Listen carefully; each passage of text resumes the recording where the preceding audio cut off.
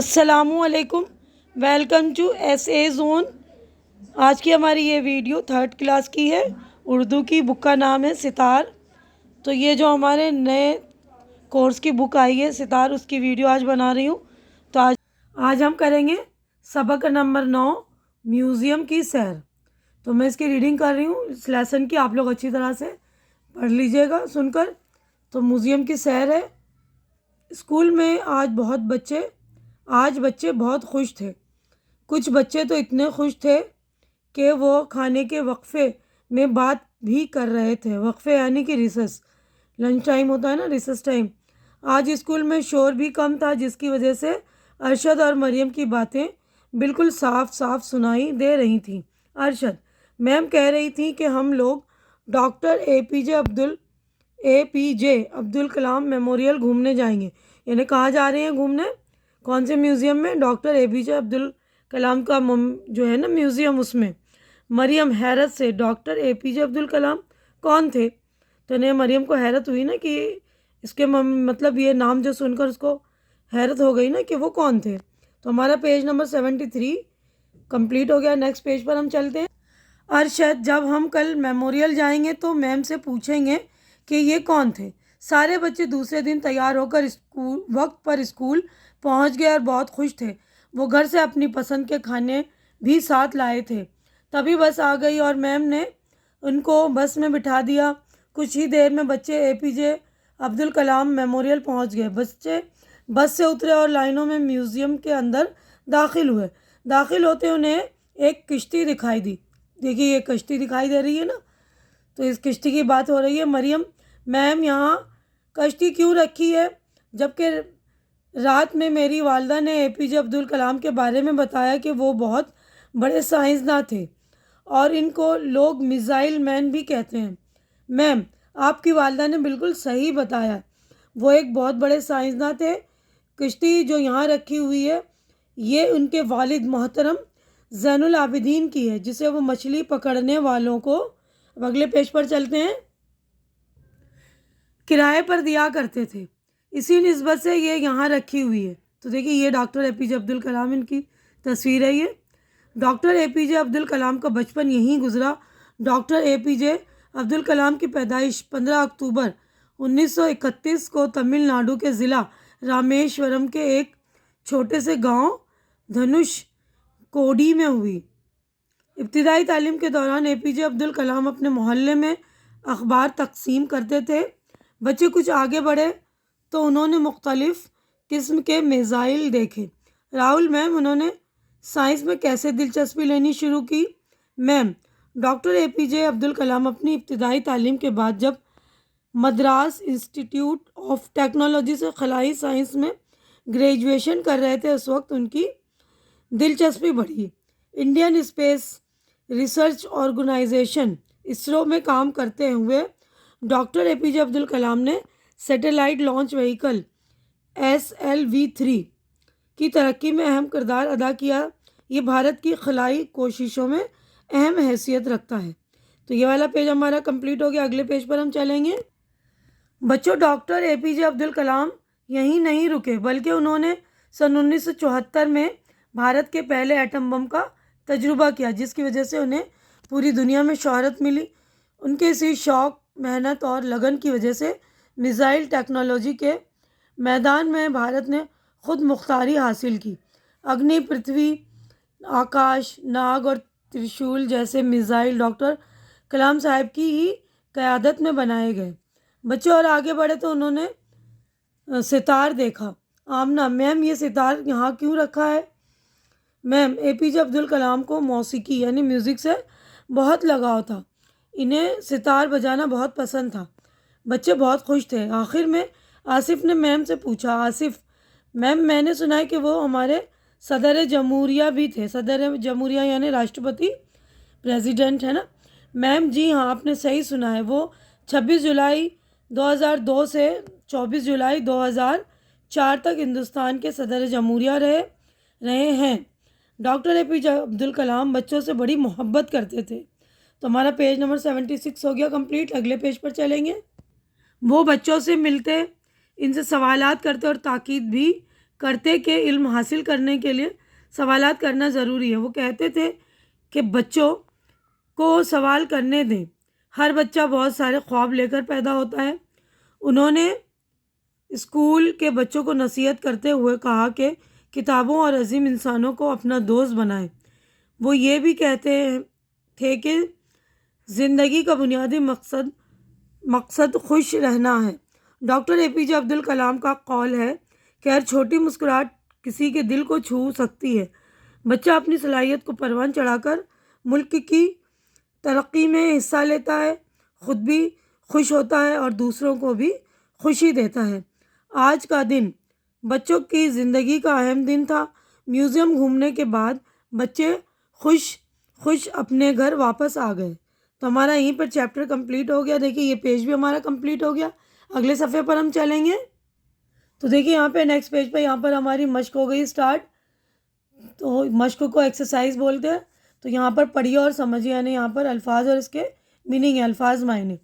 वक्फ़ा, मोहलत, कौल, बात, कश्ती, नाव, साइंसदान, साइंस का इल्म जानने वाला, निस्बत, तअल्लुक़, इब्तिदाई, शुरुआती, शोहरत, नामवरी, चर्चा, खुद मुख्तारी, आज़ादी, क़यादत, रहबरी, रहनुमाई, सदर जमहूरिया, किसी जमहूरी रियासत का सरबराह, ताक़ीद, ज़ोर देना। तो ये हमारा पेज नंबर 78 मुकम्मल हो गया। तो देखिए यहाँ पर ये अग्नि मिसाइल है। अच्छे से सारे तस्वीर वगैरह देख लीजिए। नेक्स्ट पेज पर हम चलेंगे। सोचिए और बताइए, यानी आपको यहाँ पर सवालात दिए हुए क्वेश्चन है, इसके आंसर्स लिखने हमें। अरशद और मरियम आपस में क्या बात कर रहे थे? Doctor APJ Abdul Kalam memorial घूमने की बात कर रहे थे। सवाल नंबर 2 है, मेमोरियल में कश्ती के बारे में मेम ने क्या बताया? ये कश्ती उनके वालिद मोहतरम ज़ैनुल आबिदीन की है। सवाल नंबर 3 है, डॉक्टर एपीजे अब्दुल कलाम ने किन चीज़ों पर तजुर्बे किए? एटम बम और मिसाइल पर तजुर्बे किए। सवाल number 4, doctor APJ Abdul Kalam बच्चों को क्या ताकीद करते थे? इल्म हासिल करने के लिए सवालात करना ज़रूरी है। इन्हें बच्चों को बोलते थे ना कि सवालात पूछा करें। सवाल नंबर 5 है, डॉक्टर एपीजे अब्दुल कलाम के नज़दीक ज़िंदगी का बुनियादी मकसद क्या था? ज़िंदगी का बुनियादी मकसद खुश रहना है। सवाल नंबर 6, आप किस तरह खुश रहते हैं और किस तरह दूसरों को खुशी फराहम कर सकते हैं? अपनी सलाहियत को परवान चढ़ाकर मुल्क की तरक्की में हिस्सा लेते हैं और ख़ुद भी खुश होते हैं और दूसरों को खुशी फराहम कर सकते हैं। तो ये हमारा पेज नंबर 79 कंप्लीट हो गया। अगले सफ़े पर हम चलेंगे। तो देखिए यहाँ पर है, इन जुमलों को सही लफ्ज़ों से मुकम्मल कीजिए। तो यहाँ पर लफ्ज़ जो जुमले के मुकम्मल करने हैं ना, फिल इन द ब्लैंक्स है, खाली जगह भरनी है। ये लफ्ज़ भी यहीं पर दिए हैं, इनमें से चुनकर हमें लिखना है। स्कूल में आज बच्चे खुश थे, तो ये रहा खुश। आज शोर भी बहुत कम था, तो इसमें शोर भरना है। मैम ने उन्हें बस में बिठा दिया, बस। डॉक्टर एपीजे अब्दुल कलाम एक बहुत बड़े साइंसदान थे, तो यहाँ पे साइंसदान लिखा है। इनको लोग मिसाइल मैन भी कहते हैं, तो मिसाइल मैन। अब हर लफ्ज़ के सामने 3 लफ्ज़ दिए हुए, इनमें से इस लफ्ज़ के मुतज़ाद यानी उल्टे अल्फाज को खाली जगह में लिखिए। यानी पसंद का उल्टा क्या है? नापसंद। तो यहाँ पर देखिए मैंने नापसंद लिख दिया, पसंद, नापसंद। रात, दिन, ये रहा दिन। पैदाइश, मौत, ये रहा मौत। छोटा, बड़ा, तो ये बड़ा। गांव, शहर, तो ये शहर। तो ये पेज नंबर हमारा 80 मुकम्मल हो गया। नेक्स्ट पेज पर हम चलेंगे। अब यहाँ पर देखिए, पढ़िए, समझिए और लिखिए। पहले पढ़ना है, उसको फिर समझना है, फिर लिखना है, यानी ग्रामर का काम है ये। बच्चे खाने के वक्फे में बात कर रहे थे। बच्चे बस से उतरे और लाइनों में म्यूज़ियम के अंदर दाखिल हुए। डॉक्टर एपीजे अब्दुल कलाम बच्चों से बड़ी मोहब्बत करते थे। इन जुमलों में कर रहे थे, उतरे, दाखिल हुए, करते थे, ये ऐसे लफ्ज़ हैं जिनसे किसी काम का करना या होना मालूम होता है। ऐसे लफ्ज़ों को फ़ेल कहते हैं। फ़ेल का मतलब होता है काम, है ना। आप नीचे के जुमलों में ब्रैकेट में दिए गए फ़ेल के मुताबिक मुकम्मल करके लिखिए। यानी यहाँ पे दिया हुआ है ना कहना, तो मैम ने बच्चों से कहा, कहना का हमने फ़ेल बना दिया। सभी बच्चे अपने साथ अपनी पसंद के खाने लाए थे। लाना का था लाए थे। कल आपने म्यूज़ियम में क्या देखा?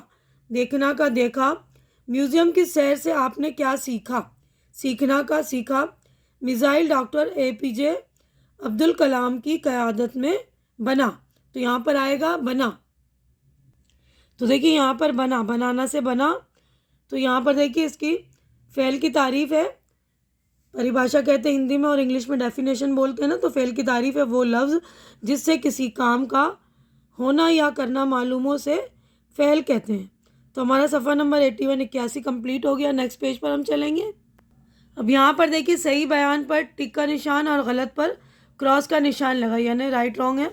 APJ अब्दुल कलाम मुंबई में पैदा हुए, तो ये गलत है। मुंबई में पैदा नहीं हुए थे, तो तमिलनाडु के शहर में पैदा हुए थे। Question number 2, APJ Abdul Kalam अपने मोहल्ले में अखबार तकसीम करते थे, सही है। उन्हें गिटार बजाना बहुत पसंद था, गलत है। उन्हें सितार बजाना पसंद था। APJ अब्दुल कलाम हिंदुस्तान के सदर जमहूरिया भी थे, सही है। अब कीजिए, यहाँ पर हमें करना है। सबक में आपने एक लफ्ज़ पढ़ा है साइंस दा, इसके मायने है साइंस का इल्म रखने वाला। ये लफ्ज़ दो लफ्ज़ों यानी साइंस प्लस दा से मिलकर बना। इसी तरह आप भी नीचे दिए गए लफ्ज़ों के आगे दा लगा कर लिखिए, यानी जो लफ्ज़ दिए हुए कानून दिया हुआ है इसमें दा जोड़कर हमें कानून दा, नुक्ता दा, नुक्ता दा, ज़बान प्लस दा, ज़बान दा, कदर प्लस दा, कदर दा, इल्म प्लस दा, इल्म दा। तो हमारा पेज नंबर 82 कंप्लीट हो गया। नेक्स्ट पेज पर हम चलेंगे। तो यहाँ पर देखिए लिखा है इन तस्वीरों पर दो दो जुमले लिखिए, यानी जो तस्वीरें दी हुई इस पर हमें दो जुमले लिखने हैं। तो पहली तस्वीर देखिए डॉक्टर APJ अब्दुल कलाम की है, तो ये APJ अब्दुल कलाम की तस्वीर है, ये हिंदुस्तान के सदर जमहूरिया थे। अब ये देखिए खेल का मैदान है स्कूल के बाहर का, ये खेल का मैदान है, यहाँ बच्चे खेल रहे हैं। अब अगला जो है ये स्कूल की इमारत है, यहाँ बच्चे तालीम हासिल करते हैं। ये राष्ट्रपति भवन है, राष्ट्रपति भवन दिल्ली में है। तो ये देखिए राष्ट्रपति भवन की तस्वीर है। ये हमारा पेज नंबर 83 कंप्लीट हो गया। नेक्स्ट पेज पर हम चलेंगे। तो देखिए यहाँ पर नीचे दी गई तस्वीरों को देखकर इनके पेशों के नाम, यानी जो काम करते हैं ना इनके पेशों के नाम लिखने। तो यहाँ पे देखिए पुलिस या इंस्पेक्टर की तस्वीर, तो मैंने लिख दिया पुलिस इंस्पेक्टर। ये देखिए डाकिया जो चिट्ठी बांटता है ना, डाकिया, या अखबार बेचने वाला, मैंने लिख दिया अखबार बेच रहा है ना ये आदमी, तो इसको अखबार फरोश बोलते हैं, अखबार फरोश या अखबार बेचने वाला, ठीक है ना। तो ये तीनों पेशों के नाम हो गए हमारे। अब पहली है जागो तो वो पास ना आए, सो जाओ तो रूप दिखाए। तो आप लोग मुझे इसका आंसर जो है कमेंट बॉक्स में लिखकर बताइएगा कि इसकी पहली का जवाब क्या है। अगर ना आए तो मुझसे पूछ लीजिएगा। उम्मीद है कि जो कुछ मैंने आप लोगों को समझाया अच्छी तरह समझ में आ गया होगा। मेरी वीडियो भी आप लोगों को अच्छी लग रही होगी और मेरी वीडियो आप लोगों के लिए मददगार साबित हो रही होगी। तो आप लोगों के लिए वीडियो मददगार है तो आप लोग अपने फ्रेंड्स को, कज़िन्स वगैरह को मेरी वीडियो शेयर कीजिए, ताकि ज़्यादा से ज़्यादा बच्चों तक मेरी वीडियो पहुँचे, उनको हेल्प मिले। और मेरे चैनल को आप लोग सपोर्ट कीजिए, क्योंकि मेरे चैनल को आप लोगों के सपोर्ट की बहुत ज़्यादा ज़रूरत है, क्योंकि मेरा पुराना चैनल हैक हो चुका था। तो आप लोग मेरे ये नए चैनल को सपोर्ट कीजिए, भरपूर सपोर्ट दीजिए। हमारी अगली मुलाकात इंशाअल्लाह नेक्स्ट वीडियो में होगी। तब तक के लिए आप लोग अपना ख्याल करिए, खूब ख्याल रखिए, मुझे दुआओं में याद रखिए। अल्लाह हाफिज़।